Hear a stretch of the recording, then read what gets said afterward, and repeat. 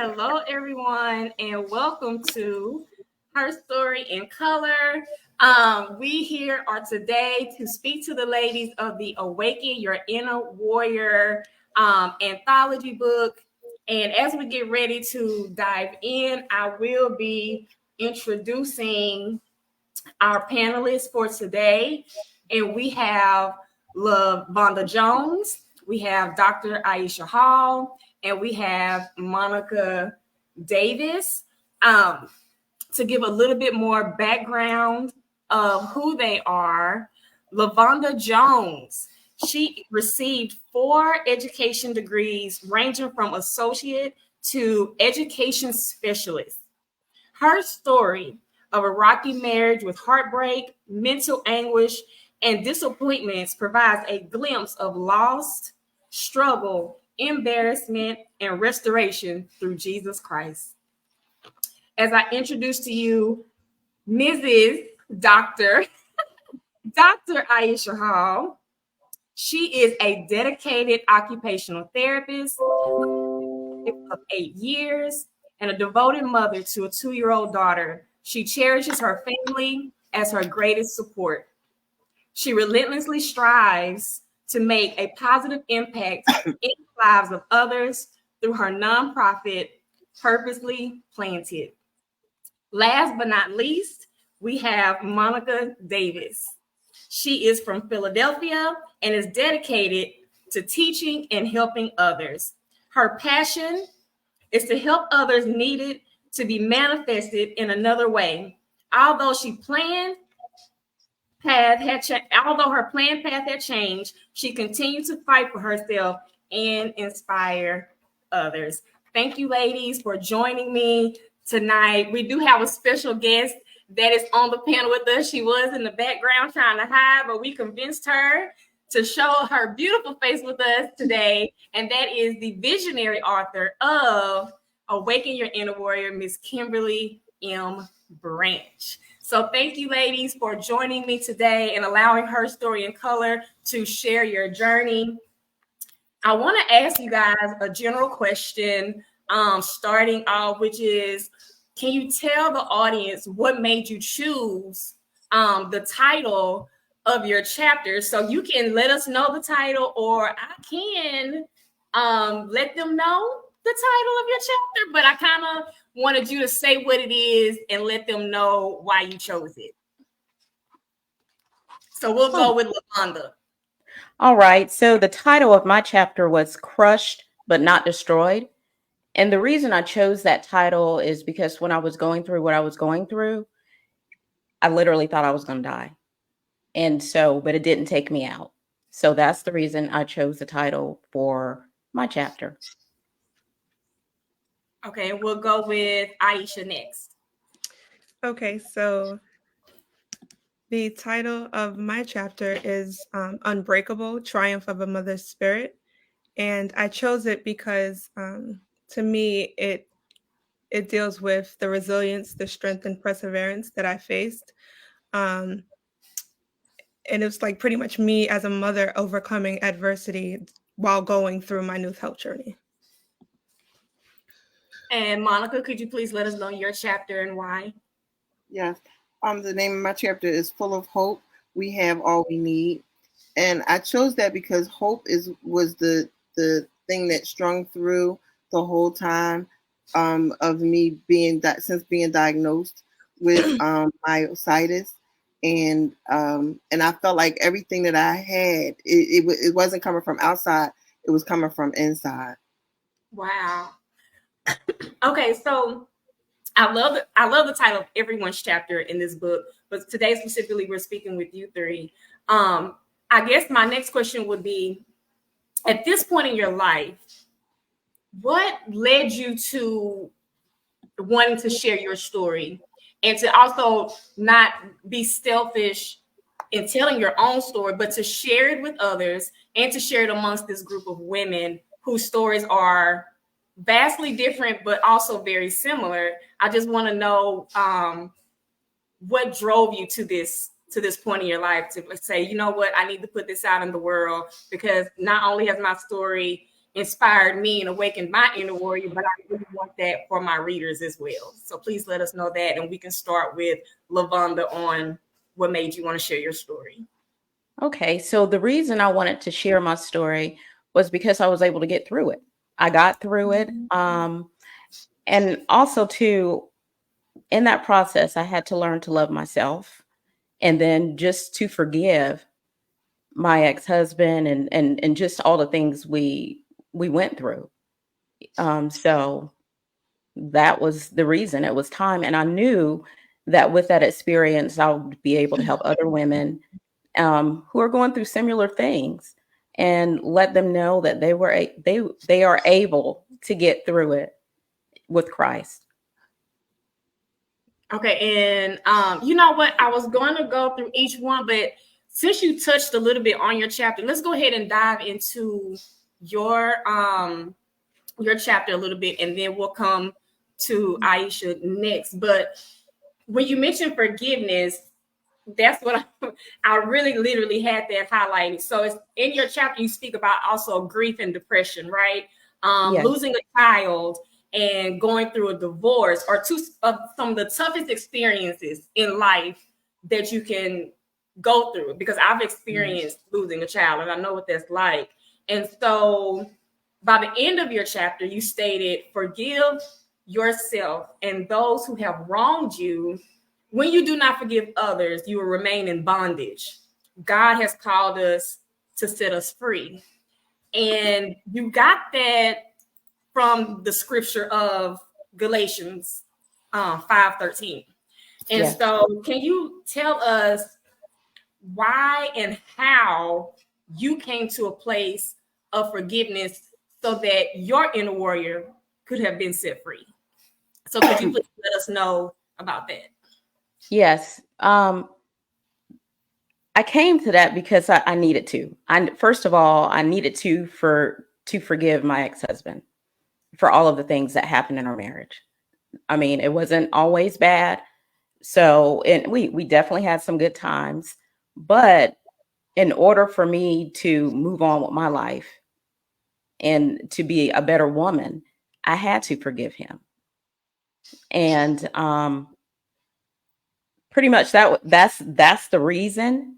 I mean, if you think about some of the things that I talked about in that chapter, losing a child and divorce, infidelity, those types of things.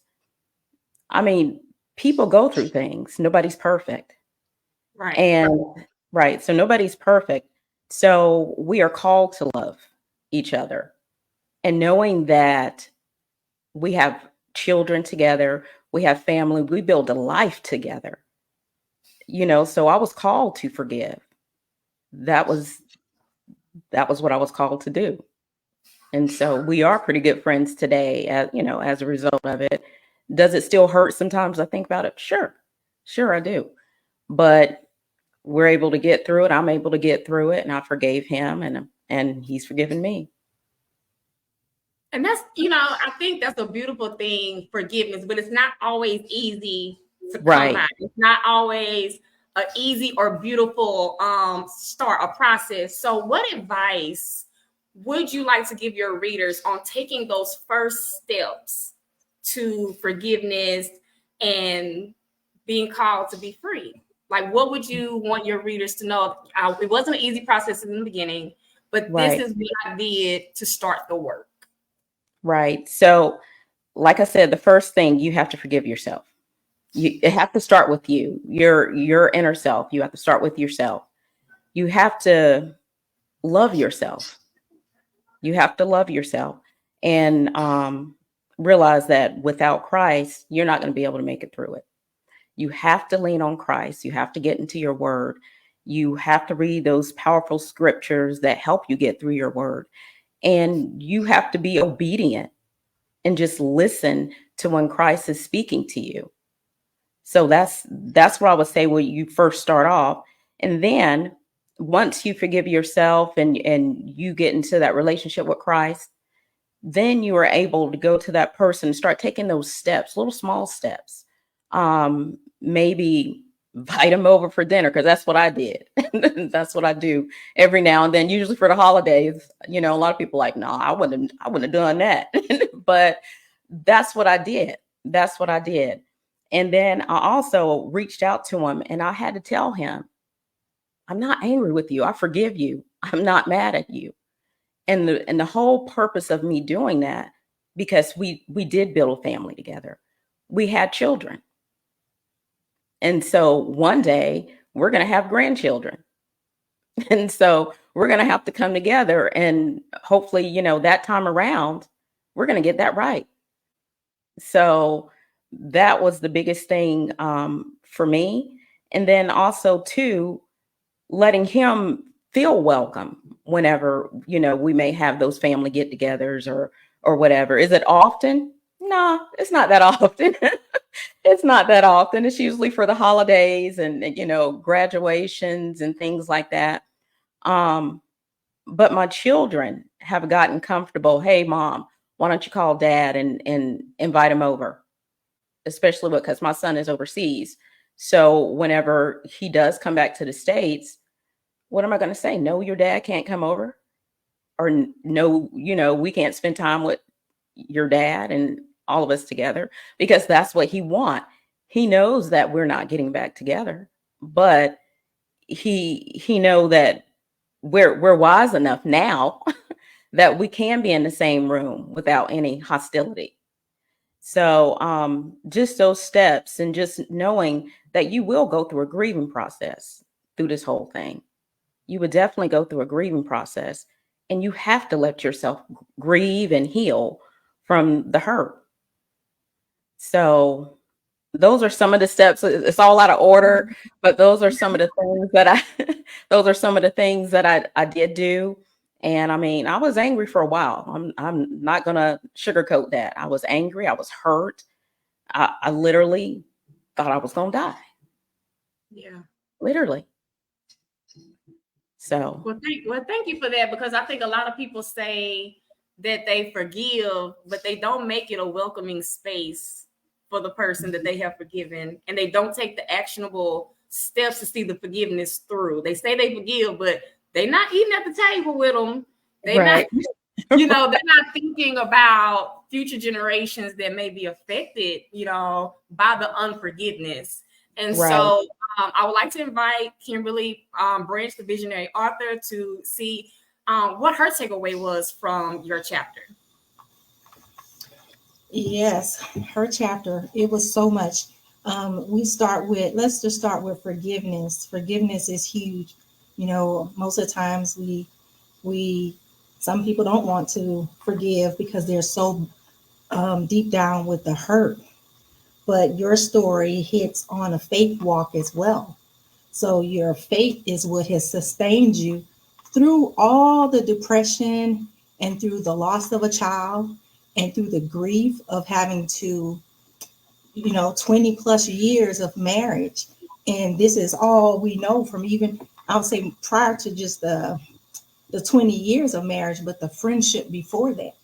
And so Right. I love your story because it teaches other people that we don't have to hold bitterness and anger for something that happened for a moment in time, especially when we have children, we have in-laws, and there's so many people that I know that are still navigating divorce, breakups, and they have children in the midst of it, and they don't really know how to properly navigate it. And so your story alone, it hits on how you were able to heal, but also you also gave him an opportunity to heal as well. So I'm not sure if you realize that, but he was able to heal too, and then be able to come in and be like, okay, I can let my guard down too. But not only just them, the family, your children, your friends, because we don't want it to be awkward when we're around you. Like, what do I say? What do I do? Because do I have to pick a side?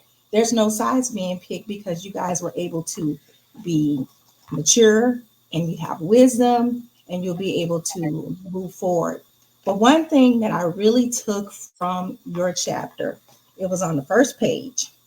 It said, in an audible voice, God said, enough, get up, Just like that, the mourning over the lost child was over. God reminded me I had children living, children I had to attend to, and they were hurting too. Within an instant, the Yep. light in the dark room that I was in was bright again, and the hope was with me like never before. That was so powerful because I pictured you being in a dark space and depression. And I And then was. just like that, you heard God saying, girl, get up. It is And that's time to get up. good. You already have everything was in you already on the inside. Now it's time for you to get up. Yeah. You know, it's like going to the That's good. altar, laid it down on the altar, and now it's time to get up and move forward. And then you were able to keep moving forward. And so That's it. that was one of the huge takeaways from me. It's also with your faith walk. And so having Yes. that faith walk, it literally sustained you. And It that had. one word, hope, hope, hope, hope. Yes. Yeah. Absolutely. That Yes. was And one of that my takeaways from Yeah, this I'm saying story. that snippet, just a little insight, is highlighted in the book. So if you just heard Kimberly read that, and you were inspired, it is specially highlighted for you in her chapter. It is something that touched me as well, because I don't think I heard God say get up, but I did Mm-hmm. have a teenager that I needed to tend to in my home, literally, after I lost my child. So it resonated with me, and I'm so grateful that, a lot of women don't speak about child loss. And we should. We should speak more about it because there's so many women, whether it's a miscarriage or stillbirth or losing a anywhere between a toddler to an adult child, the pain is still there, the pain is real, and we don't know how to move forward, after losing a child. So I want to thank you for sharing your story. And you guys, please know that she is chapter 4 in the book, Crushed but Not Destroyed. As we move on, we will be talking with now Dr. Aisha Hall, and her chapter is Unbreakable, the triumph of a mother's spirit. So, Aisha, could you tell us why at this point in your life you were led to share your story and why? Well, when everything first transpired, I actually went into hiding, and I felt alone in a crowded room, and it was more so me because I didn't know how to deal with what was happening. It was very sudden. It was a change and a shift that I wasn't prepared for because I was already mourning the loss of my grandmother, and then now I'm mourning the loss of the life that I once had, in terms of what I was able to do. And so it was at some point after I had went down my dark path. I have had a journey on a dark path for a little bit, and I decided to stop throwing myself a pity party. I said I need to figure out how to now. I still like whether you're a mother, when you're a mother, life doesn't stop. No matter if you're sick, if you're whatever, you still have things to do, right? And so I still had things to do, and so I needed to figure out how can I do these things. And so once that started happening, and I found my community, I found you guys, and I was just like, you know what, I need to share my story as well, like because it might not just be me. And so, and I found out that it wasn't just me. Like so many people actually reached out to me after I shared my story, and it was just like, oh wow. But everyone does it in silence, and so it was just like, okay, so I'm not alone, and it was like a breath of fresh air to find out that like I did have a community out there, and I wasn't. Not I knew that I wasn't alone because I knew that I had my family, but it was more so it's different when, people can tell you you're going to be okay, but versus like somebody that's actually going through it. And so for me to be on this side of it, it's kind of like I never thought I would see this, like where I am today, to be honest. Like where I was, you couldn't have told me that I would be here today. And so I am so grateful, and I had to share my story. I had to. And I was so excited to see you join our group because you really don't see too many. I always say of us, the ones who had children in myositis or who had just given birth. and then Right. found out they had myositis. You don't really see too many fresh babies in the Right. myositis. And so we was like, oh, we got a new baby because, we was all excited. So we had a newbie and a new baby that joined the group. We was very excited. But in your chapter, you speak about those fears of your pregnancy, your fears of being diagnosed with an autoimmune disease.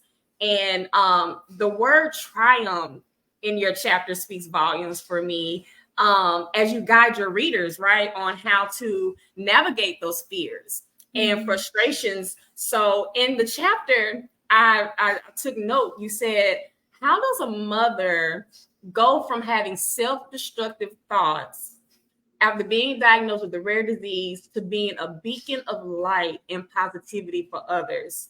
You listed these 4 things that helped you become that beacon of light. And I can attest that she is a beacon of light. Every time I see her smile is contagious and her energy is so contagious as well. It's so hard. You feel the energy. But she listed these 4 things that helped her, and it was acceptance, healing, self-care, and self-love. So my question to you would be, out of these 4 things, what was the most difficult for you to work on to get to the place that you are today? And then we're going to flip it and say, what would be your most rewarding one that you have worked on that got you to today? So let's start off with the bad stuff, and then we'll come around. I would have to say it's hard to choose which one was hard because they were all really hard, if I'm gonna be honest. But I would say the 2 that was the hardest was self-love and self-care. Those 2 were the hardest. And I say self-love because when I first got diagnosed, I wasn't able to do pretty much anything. I had to get carried places. And so self-love, it also changed my appearance. And I lost my hair. I had like a moon face, which means like you honestly, you couldn't even recognize me. I have pictures that I'm just now able to look at and not cry because it's just like, I don't know who that person is. Yeah, it was hard to look in the mirror, and I'm just getting there today, to be honest. Like I had to force myself to kind of like, okay, girl, if you're going outside, you got to look like something. Like we're gonna just still put on that smile. And even when I'm exhausted, I'm still smiling. If I'm in pain, you won't know, unless they're like Chris. Like my husband knows when I'm in pain. You can kind of like see when I'm in pain. My mom kind of can pick up on it, but to the everyday, like if you're seeing me at work, hey, how you doing? I'm good. Unless I'm like really having a day, you'll never know when something's wrong with me. And it took me a while to get there. But I feel like also self-care because I needed to kind of like, I needed to learn how to take care of myself in terms of like, okay, if you can't do it, you can't do it. And you need to know how to say no. And I had a really hard time to saying that. I like to be present for my people. That's what I love to do. I absolutely love my people. But after a while, it's just like, Aisha, how are you feeling today? Are you feeling okay? And my friends are really good with checking in before, like, let's say they make plans with me last week. They'll now check in. Hey, how are you feeling today? Are we still on for X, Y, and Z? No pressure. If we, like, I love that. And so like that now has like, okay, all right, you're right. You're right. No, I can't do it. You're right. Like it took me a while to get there, but I'm there now. And I would say like now that has been the most rewarding as well because my self-care includes travel. And so I take I am gone. Like I love all the time. It's almost, she's like, is God good all the time? Is Aisha traveling all the time? She just got back from Africa, and then next thing I know, she was like in Mexico. This you like which country or continent are you in today? Well, it was more so the most rewarding has also been like acceptance, right? Like I feel like that was the easiest because it was more so like, hey, you have this disorder, but girl, it's not gonna have you. Get yourself together. Like, and it was easy for me to say it to myself. And it took me looking in the mirror. It took me like speaking to my people to kind of like, get me together. And it's just like, but Aisha, remember who and whose you are. Like, you're capable of doing many things. And so I need you to act like it's one thing for me I can tell people that all the time, but for me to take on that advice, it was just like, it was really, really hard for me. But once I accepted it, it's just like, you know what? All right. So in 2023, I started Rituxan and I was feeling good. I was like, okay, you know what? Promise to yourself, 2024, every month you either do a new experience or a trip. And so we're in 2024, and that is what I am doing. And it has been amazing. I absolutely love it because I love to travel. But this year in itself, it has been so rewarding for me.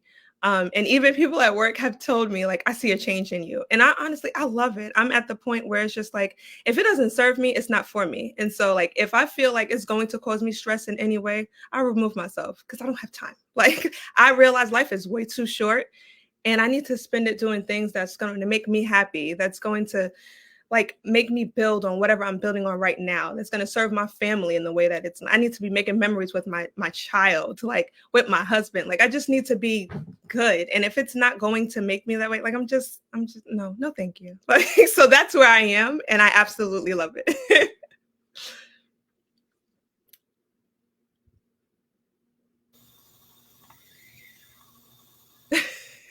I had to hurry up and put that on there. It does not serve me. It is not for me. That was a whole word. So I'm gonna leave that up there for just a little bit. So you are I say a beast when it comes to this myositis thing. I have seen your transformation, and you are very like movement. I always quote our men of color when he said, have your moment, but move. You are literally the definition of have your moment, then move. And so if you could suggest one physical thing that someone can do to start implementing their acceptance, their self-love, their self-care, what would you, baby steps, like what would you suggest to do? Do they get a massage? Do they take a nap? Or what would you suggest or for them to do to start this journey of accepting where they are at the time, where they are and how they can move forward? I had to listen to my body. That's one, first and foremost. So if I'm not feeling okay, that means I'm not okay right now, and that's okay. I needed to learn how to accept that. But also, remember, I told you I had a problem with my image, and so looking in the mirror. And so one thing I would say and advise to anyone who is struggling with that is to write on your mirror, hello, beautiful. And my husband actually did that for me because we have a Cricut, and he did the sticker on there and it says, hello, beautiful. So every time I look in the mirror, I'm saying hello, beautiful to myself, even though I didn't feel like it. Like, it was just more so just like, it's the little things for me. And those little things helped me so much because when I didn't feel my best, like, it was just like, it was like a reminder. So whatever it is that you need, whether it's you can do it, you got this, keep going, like whatever message you need, leave it for yourself. So that way, and make sure it stays there. So that way you're reminded whenever you're having a moment, that message is there for you. Like, and also definitely get a massage because why not? Like, but I will say what really, and I realized like when I went through my darkest times, my faith wavered, but I never gave up my faith. And I would say lean on your faith because it was times where I was angry, but I would tune into church, right? And then it would say things and I'd be like, dang, God is yelling at me right now. Okay, I hear you. Like, so it's just more so lean on your faith because he won't bring you where he won't keep you, or he won't give you more than you can bear. I'm a firm believer on that as well. And so I believe that he gives his hardest battles to his strongest soldiers. And so I took it as, all right, okay, I'm a soldier and let me armor up. Like, I got to put on my armor and let's go, let's do this. And so get ready for the fight. And I was ready, and I'm like still fighting this battle, but I'm doing it with a smile. I'm doing it with joy. I'm doing it because it's just like, this is just another path on my journey. And so I'm ready to take it. And whatever I need to do to remain this way or get further on, because I know that this isn't the end. I know that I am can continue to get stronger. I'm going to do it. And so keep moving. If you can, do what you can. If you can't go to the gym, do it in your house, do it in a chair. If you can't stand up for a long time, like that's how I started. So that way I can be where I am today. All right. So now we get to see what Miss Kimberly took away from your chapter. Oh, but let me do this shameless plug first, Kim. If you have not seen Aisha and her husband Chris, they have I interviewed them last year for myositis awareness month, and so then you can see just how amazing her husband is. So please make sure y'all check that out. I have to put that plug in there because we were speaking about Chris, and I really want them to see him and hear his words on how he has handled the journey of you living with myositis and his mom. So it's a really good interview for y'all to go and watch. All right, Kim. Yes, definitely. A great interview to watch, but it also shows having a really good support system when you're dealing with an autoimmune disease, because if sometimes, and you feel alone, but having to have that good support system is key. While Holly was interviewing you, I was like, she is taking all of my notes here because I had definitely highlighted your four keys: acceptance, healing, self-love, and self-care. And you elaborated so much on self-care and self-love. And those were two of the things, because acceptance is key. When you're dealing with the autoimmune disease, if you're going to stay in denial, you're going to stay in a dark place. You're not going to be able to come out from it. And I love your chapter because you talk about motherhood, and you also talk about living with the invisible illness, because sometimes I call it invisible, but there's some things that are invisible, and then there's some things that are visible. And with you having DM, it is visible to the sight. And so I love the fact that you just where you are today. Today is just, I'm steady, just gleaming, because I remember when you came to the group with the TMA's Women of Color group, and when you started, and then where you are today. But one of the things that I took away from what you just got through saying, that there's power in your story. And so sometimes we don't like to share our story with people. We don't want to tell people our business. And then sometimes we don't want people to feel like, well, woe is me type thing. But it's not a woe is me. It is, here's what I went through, but here's what I overcame. So I love the fact that you took the lead to join this anthology and share your story, but for more, sharing your story on with TMA as well. So I truly believe that you need to be on our encouragement calls. So that's a shameless plug for women of color to help motivate other people too. So let's see what else I got down here. You talked about your appearance, and that was just so huge for me, again, because looking at your image and what it looks like and what DM does to you on the outside. And it can also start messing with our self-esteem.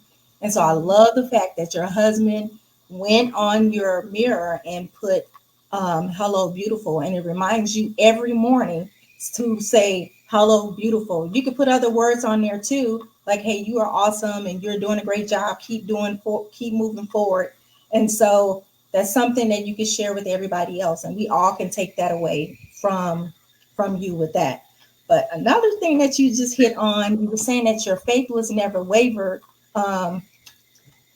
You had wrote in a book from T.D. Jakes. T.D. Jakes stated, in the time of darkness, when we think we're buried and alone, that it actually when we've been planted for greater purpose beyond what we can see. And so you also talk about in the book that you created a nonprofit called Purposely Planted, which provides safe space for women who have been impacted by life-changing diagnosis to share their journeys as well. So I would love to hear from you where you are in that. So we are still in the process of getting that. We're in the creative process at the moment. And so I have several women who are just like, yep, we're doing it. So it's just like right now I am in the process of like pretty much doing the paperwork to make it, that's it, we're done. Like we've already started. I have so many things as far as plans, the different events that we're gonna do, but in terms I want it to be smooth before I like start Jump doing the on. things. But it's definitely going to be that because when I when I first got diagnosed, there weren't that many places for me to go. And when I found Women of Color, I was like, oh my gosh, I'm so grateful to find this space. Um, but it really like took a toll on me because I couldn't find someone who was exactly like me. I was a new mom. I was on the younger side to even be like get diagnosed. You don't typically see that. Typically you see people who have already had their children who they're grown and they can help take care of them. Here I am learning how to be a mom, but then also learning how to do the things that I should already know how to do, how to walk again, how to open things. Like it was different. And so like I wanted to utilize that experience and to now then create my nonprofit. That's going to be great. So keep working on the foundation for that, and we will all be here to support and help you if you need it. But the one thing you just hit on too, it was hard for you to find that connection, especially being a young mother. And so what I last thing, because I can get long winded, but what I've taken away really from your story is the story of motherhood, dealing with self esteem, self love and self care, acceptance and healing, and you were able to do all those things not only just for yourself, but then also to be able to care for your daughter and your husband at the same time.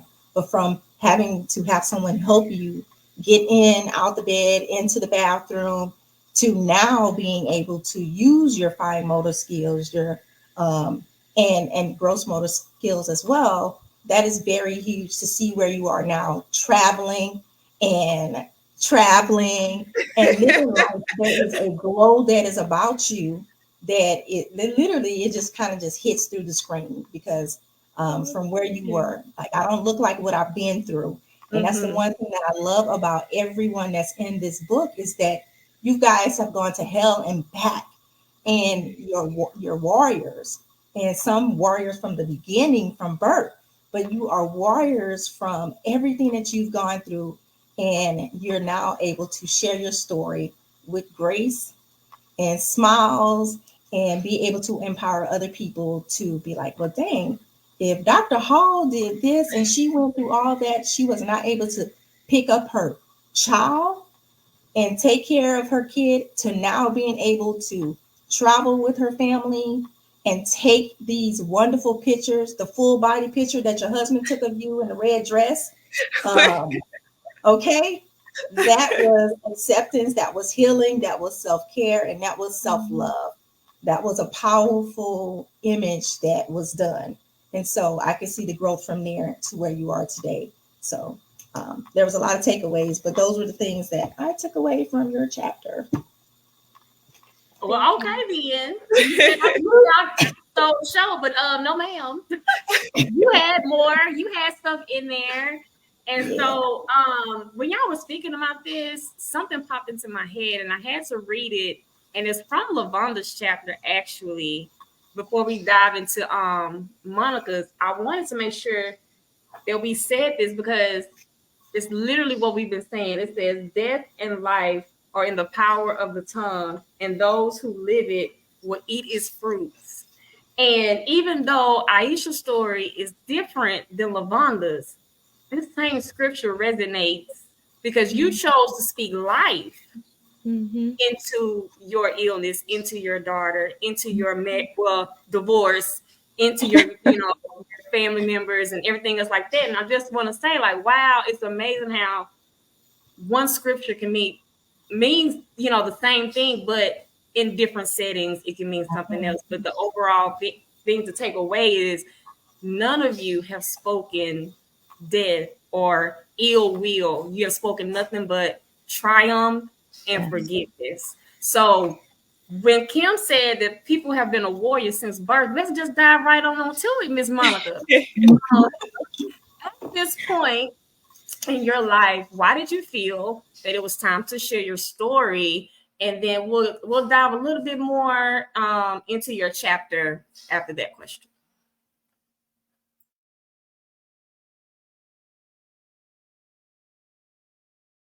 Oh, my mic is me. Okay.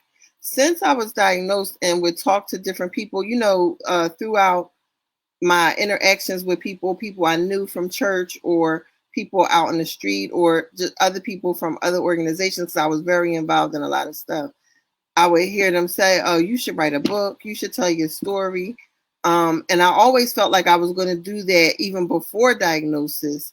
And it just, and I've met with other people, other groups, people. I mean, initially when I first was diagnosed, people were asking me, can I be in their anthology? I didn't even know what that was. And I was like, oh no, I don't think I can do it. I don't think I can do it financially, so much going on. But when Kimberly brought it up and we had all been talking about it, it felt like the right time. It felt like it was the right avenue to share my story. And I'm so glad I did. Well, I just must say this. I love the title of your chapter, where it says, full of hope, we have all that we need. It's just a small little shameless plug. My daughter's middle name is Hope. I just love, But, and also my favorite scripture is Romans 12:12, where it says, be joyful in hope, patient in affliction, and faithful in prayer. And so when I read that title, I went, oh yeah, I got a feeling I'm gonna like this. Not just because it's Monika, so we go way back, but I love the title. And so I felt as if though in society today, we forget that we are always living for what we want and feeling as if though our wants are needs. And it's not. We already have, as you said, all we need. We already have everything. And in your chapter, you ask yourself these questions. What is a warrior? Where does the warrior come from? And you believing that having everything we need from the beginning, that your inner warrior has been developing since you were born and beyond. So can you elaborate on the thought process of you realizing that you already have the tools of hope to be the warrior that you are today? Because you are amazing, sis. Thank you. So when I was a professor, and one of the things that I was studying, I was going to do my studies on, was just that the persistence of people who came back to school in adulthood, like they may have stopped and they came back and they finished. And so I'm trying to find out, how could they finish? What did they have that they could do to finish when they had obstacles along the way? Not knowing that I was going to have a huge obstacle in the midst of what I was studying. But I always used to teach transitional learning and experiential learning. And so basically what I wrote about was the experiential learning that I took throughout my life from being born. Even when I didn't know what was going on, I felt like I was gaining those. When you go back to reflect on it, I felt like I had gained those skills along the way. I learned to fight. I learned to have faith. I learned to ask questions. All of those things came throughout my different stages of my life, and I was able to put that right back into my own self later. All the things that I told all of the students that I counseled, and would try and help them to move forward if they felt stuck. It was all the stuff that I was teaching them, and I just had to apply it to myself. And so as I continue to read, I love acronyms. And so I was like, oh my gosh, the 3 E's was in the chapter. I was so excited. But also, those of you who don't know about 3 E's is education, encouragement, and empowerment, right? That's what we live by in our Maya Society's Women of Color group. But aside from that, you had your own, which was the word hope. So you said, having a plan, which is your H, open to asking and accepting, be persistent in your actions, and then, of course, the education, empowerment, and encouraging yourself. And you said that by using this acronym, you will become more equipped to help others. So my question is, how has your hope empowered you to empower others? I think that my hope, having that plan of action for myself, and you can apply it to any situation, not just someone who has an illness, but any situation that you're in or that I was in. I could say, all right, what's going to happen first? What kind of plan am I going to do? How can I get to the end game? And then being persistent, always pushing, even when it seems like it's hopeless. Even if it seems like you're not gonna win, you're running a race I used to run. You're running and you're clearly not gonna be first. But my goal was always not to be last and just continue pushing. Start counting light poles if I have to get through whatever it was. And so that persistence pushed through. And then the asking for help was really something for me, because I was the helper. That was my mantra. I'm the helper. I'm always helping people. I help people through education. If we're doing something, I used to do plays and stuff like that. So if we're doing a play and I see somebody needs help, I'm backstage moving furniture and doing whatever. I'm always going to be the one to help. And I still do it. I know Kim will say that she witnessed it. I still help. It's just in me. It's part of me. And so for me to have to ask other people for help and hope that they gave it to me, and they did, but I had to accept how that hope came. I mean, that help came. It couldn't be always how I wanted it, because everybody had limitations. But I was able to ask and accept the help that people gave me. And I got a lot of it. Like, it was amazing how much, even when I didn't have any care in my home and I had to be home and bedridden, people were coming from my church, from my community, and my mother's friends who she had helped along the way, 70 years old, all different ages, all different capabilities, but they would come sit with me, cook, whatever they could do. And so I think that me just realizing that those things that I did for everyone else all the time really made a difference, and people gave it back to me, what I gave to them, in different forms. As I always say, follow the golden rule. They teach us that at such an early age. Treat others the way you want to be treated. Mm-hmm.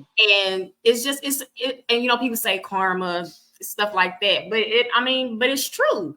You treat someone nice, they treat you back nice. You pour into someone, and then they pour back. And so I'm glad you said that, because so many people get stuck in nobody's checking for me, nobody's looking out for me, nobody's pouring into me, and you get so consumed with yourself that you're not even realizing the ones who are trying to do it, but they're doing it in, like you said, in their capacity. You can't expect everyone to do it the way you want it done. You need to accept the way that it's been given to you, because maybe the way you want it done isn't the way that God wanted you to have it. Right. So sometimes you're like, I want it done this way, but that's not the way that, that he wants it for you, So, Kimberly, do you have anything that you would like to say about Monika's chapter?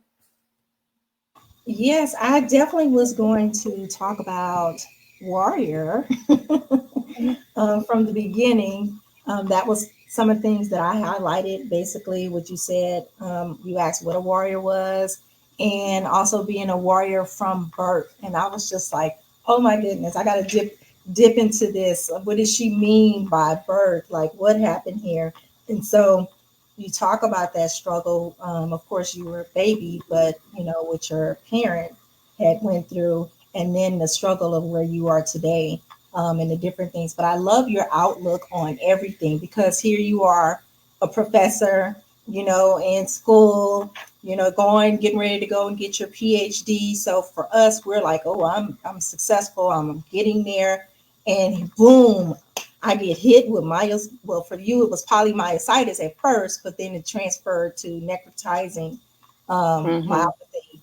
and interstitial lung disease. And so when I met you, you were using oxygen. And I remember on the Zoom calls, you had your walker with you. So you were battling moving around when I initially met you about 2 years ago. And so when I look at where you are today, and then you also had your son as your caregiver too. So I was like, what is this lady doing? She got all this stuff going on. And so I'm just like, wow, today, last year we were going to the conference and riding the bus together, and you were like, come on, let's get on this bus. And I'm like, I'm struggling. And she's like, let's go. And while we were at the conference, you were actually going to the pool every day. Like, I'm like, here I am. I'm like, Monika going to the pool. She's always living life. And for me, it's just like, that was just awesome. That was your warrior mentality. You had that from birth, and everything that you had gone through, it was still there keeping you as you continue to go forward in today and where you are today. And so now I see you're doing community. So you may have not been doing all the things that you used to do, but it's in a different form. And so we never know how God is going to transfer our lives into doing something totally different. And so I love the community that you're doing. I mean, you were just somewhere recently, representing TMA for autoimmune. I'm like, what? I'm like, where is Monika? I'm like, I'm on the Facebook. I'm like, what is she doing? I'm like, hey, you saw Monika doing this? That was exciting. I got to go to Washington and speak with politicians and be with other people who had other different abilities and disabilities. And they were also, speaking up, talking to Congress and doing stuff. And so it was great to find out that even though I couldn't get my degree like I wanted to, I was able to still educate myself now and be able to talk to politicians and educate them on how to help us as a community. So I'm still helping the community, it's just in a different way. Yeah, yes. And that's what I love, because I was like, look at Monika. I'm like, oh my gosh, she's just going. And so we just never know. It's just that little off to the road to another little path that he's leading us down. So we could try to keep going down this path. And he's like, no, I told you to turn right. This is where I want you to go. And so we just like, okay, but I really want to go that way because I have a plan. But we got to follow his plan and let him direct our steps. So, but I love the fact that you talk about hope. And Holly she already hit on it, but I had highlighted having a plan, open to asking for acceptance. That is the one thing that we, especially as people of color, do not do. We don't want to ask people for help because most of us women have that invisible cape on our backs because we want to try to do it all on our own. And we don't want to ask for help because we don't want people to see us like, oh, that we're in need, but we are in need. And so help comes in different forms. And so I love the fact that you talked about that and being open to new ways of accepting hope and being persistent, and of course, education, empowerment, and encouraging yourself. And that's one thing that you've been doing on this path that I've seen is constantly empowering, encouraging. You guys have encouraged me. All of you guys have encouraged me on different times, or even checking in, be like, hey, how you doing? And I'm like, well, how are you doing? And so those are my takeaways from your chapter. I had community advocacy, and then I'm basically talking about when you first started and how you were moving slowly, and then now you're also doing speaking. So, and then moving forward. So God has a different plan for us. Sometimes we may not understand it. And it takes us to a place where we're now being able to share our story with other people. Our story is about us, but it's not for us. It's how other people can heal from our story. So now somebody else that may have the same thing that you've been going through, they're like, okay, so this is what she was able to get through. So how can I get through? So let me call Monika, because I'm gonna need that warrior to encourage me so I can move forward on this. And that's what you're doing. So I'm just like, definitely. Because and us writing our story gives a bigger audience, a bigger crop of people who get to hear our story, or might just be sitting I mean, people always would say, like, you're not writing, you're not telling your story, and somebody is waiting for your story. Somebody is waiting for your words to be on paper, to come out on Facebook Live or whatever, so that they can be encouraged to take the next step for whatever it is that they need to do. Yeah, And I I think agree. that's true for everybody. We have to share our stories. There was, I remember when I did my first anthology, I didn't really want to share a lot about it, but then I realized that people were saying, "Hey, that blessed me," and I was just like, "Oh, okay." And it's just me releasing.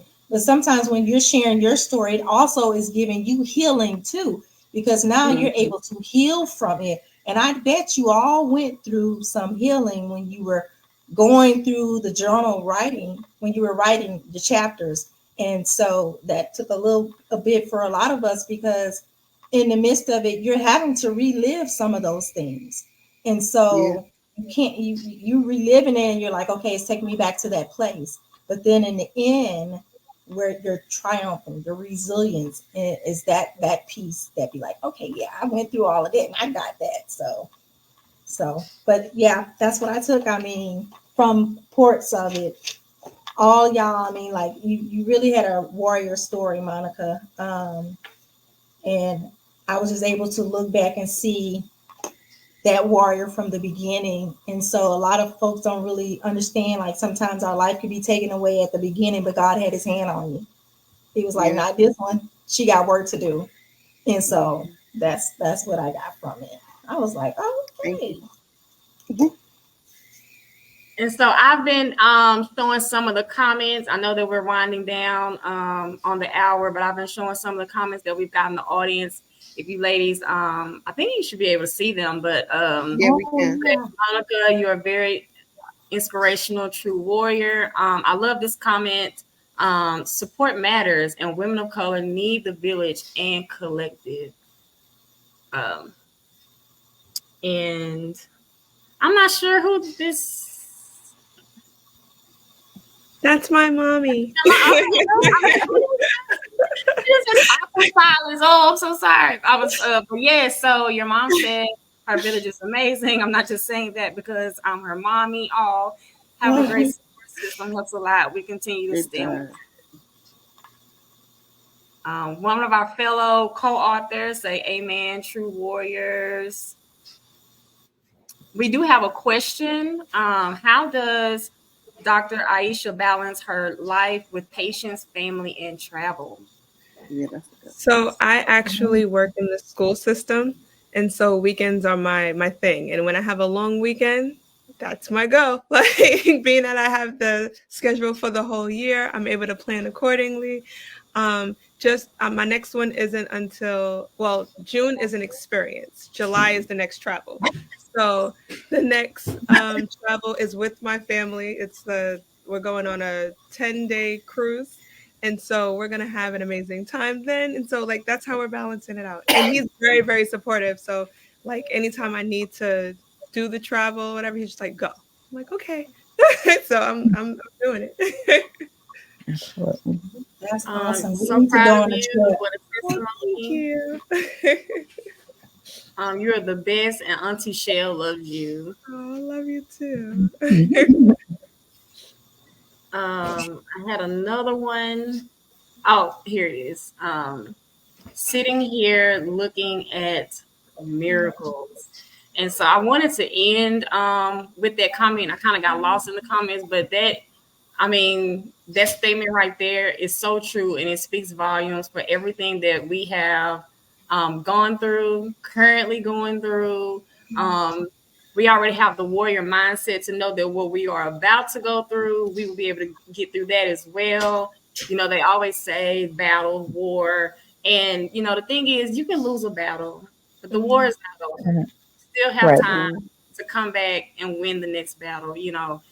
So I want to thank everyone for, you know, showing up today and hearing these ladies' stories and everything that they've gone through. I really, really hope that you go and get the Awaken Your Inner Warrior book, please.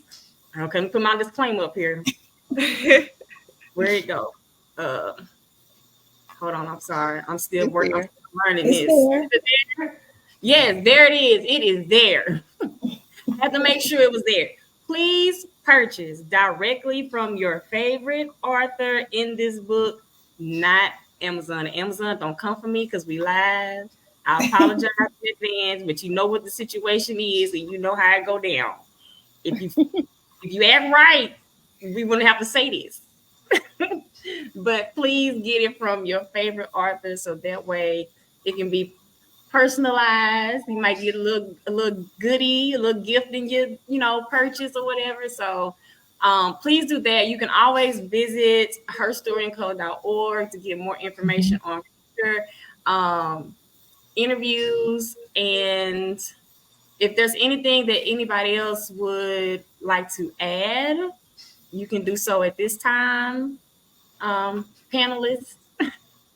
I would just say that I was still I'm still being encouraged even today. This morning I got up early and read everyone's chapter who's going to be on the panel today to make sure that I knew what everyone was talking about. And I was like I could see myself in everybody's story. And so it was just amazing. The forgiveness piece, going, like giving back, knowing that you had to forgive not only someone else but yourself, and then be able to move forward and be genuine. I love that, and I can see myself in that story and know that, oh, so I'm not crazy when I still talk to my son's father and go have Thanksgiving dinner with him and his wife now, and all the children and all of that. And so it just gave me hope to know that I'm still doing something right because I saw that it worked for you. After 20 years, I wasn't even married, but after 20 years, you were able to still do that, and is doable. And so many people knock things like that. And then with Dr.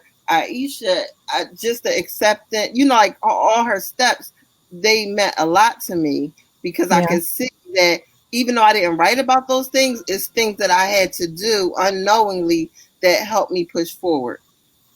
And then just the whole group. I'm just so happy that we were all able to get together and put this book together and put it out there. People have been biting at the bullet to buy it and read the stories, even when we first started putting the plugs out there. So I'm so glad that it came to fruition and we get to sit here and talk about it now. Yeah. Yes. I would Yes. like to leave one thing. I would say because I'm a planner and I had to realize that I can't plan life. God is in control. And so I'm a firm believer now where God will not interrupt where he won't intervene. And so he's going to interrupt your plans, but he surely will have a say in it and intervene in whatever he needs to do so that I can go accordingly. And so, yes, that is what I will leave everyone with. Yeah.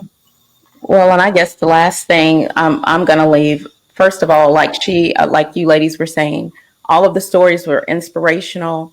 And I thank you because in reading the stories, I was able to glean and just to gain a little more insight. And still, like you all were saying, we are still going through that process of healing. So I appreciate all of you. You are powerful women of God. So thank you.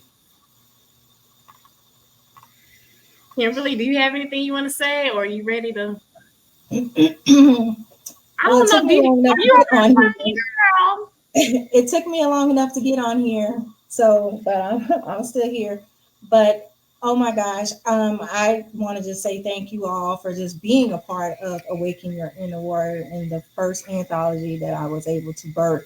It was a process, but I truly believe that everything happens the way that's supposed to happen, and especially when you're trying to release something, not just a book, but basically this is a book that's life changing for so many people. And just as you said, Monica, you read everybody's story today, and you can kind of relate to each and every one of them. And that's how it was with me, especially with some of us that have like similar things with myositis. But it was the faith walk that was literally said, and some it wasn't said, but it was noted that their faith, their belief in God is what was literally keeping them through everything that they've gone through. And there's just so many things that we go through in life, but it's the overcomer of it, and then the constantly steady moving forward. And that's just, it just gives my heart justice, because like when I was putting this together, I was like, everybody's like, when is it coming out? When is it coming out? I'm like, it's coming out. It takes a minute for something perfect to come out. And you know, this book is, it is everything. I don't know how I will go to the second one, but every story that's in here is so powerful, and it's basically about resilience, and it literally is everyone having a warrior mentality that they were able to pull out when they needed it, and you're still doing it today. And I just love that where you were and where you are right now and where you're going, it's just, it's just powerful. So I'm just honored that you guys took the leap of faith and said, all right, Kim, what you got going on this time? I guess I'll go ahead and share my story. But it's, for me, it's just an honor to actually work with you, and you guys shared your story on my platform. And now the whole world gets to read your story. The whole world. And you're a first time best-selling authors. How about that? I love it. I love it. I love it. That was a beautiful wrap up. And as always, you guys, thank you for being a supporter of Her Story in Color. I promise you, we will be getting more interviews out and more stories out there in the coming months and following year. And as we always say in Her Story in Color, be the voice and the echo. If you are not ready to share your story, that is okay. That is your business. You will share when you are ready. But if you find a story that inspires you, be the echo of that person's voice. So, you know what? Let's also end it too. Let us know what the color of your story is in the comments. And ladies, let us know what color represents your story, and then we'll close on out. Mm. If you had to choose a color. Well, I can say I choose green. Partly because my son was born in March. My grandmother loved green, and didn't put my braces on, but I usually have some form of green on whenever I'm doing anything going out the house, because I just feel like it's growth, and so that would be my color, green, for growth. I would say red for mine, just the blood of Jesus covering. Oh wow, that's a good one. Mm.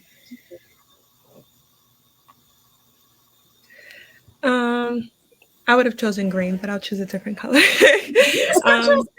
I'll choose because green does mean growth and new beginnings, and so that's why I would have chosen green. But my second color would be purple, and because purple to me means power and royalty, and so like when I think about the power of all of our stories, especially mine, that's what I think about. So it would be power and ambition, and for me to keep that drive, and so I'm going to choose purple. Well, I won't tell your soror that you chose purple. She really meant blue, y'all. She really meant blue. That is my favorite color, though.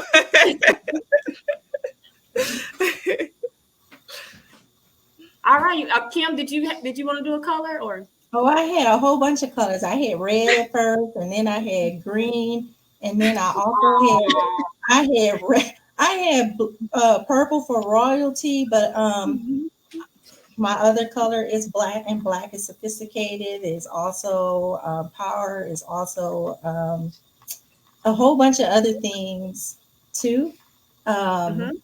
Just getting things straight. So, but yeah. Well, if I could choose a color, I think after reading this book, I'm gonna go with white. I think there is nothing wrong with starting your life with a blank canvas to have so many beautiful colors painted on it. One day I might be blue, the next day I might be yellow. So I'm gonna choose white because I know that, depending on the day, it could always be a clean slate. Yes. I love that. Yeah. All right, you guys. Now we're doing them black folk goodbyes, as they used to say You know, we about to be at the door in a second. Then we'll be at the car. Then we'll be rolling out the window at the car. So I done said thank you about 20 times, but I had such a great time with you ladies and with the audience. Thank you for engaging and chatting up with us. And we will see y'all on June 8th, correct? June 8th for the second round of interviews with the co-authors from Awaken Your Inner Warrior. You guys have a blessed weekend. We'll see you later. Bye. Bye. Right.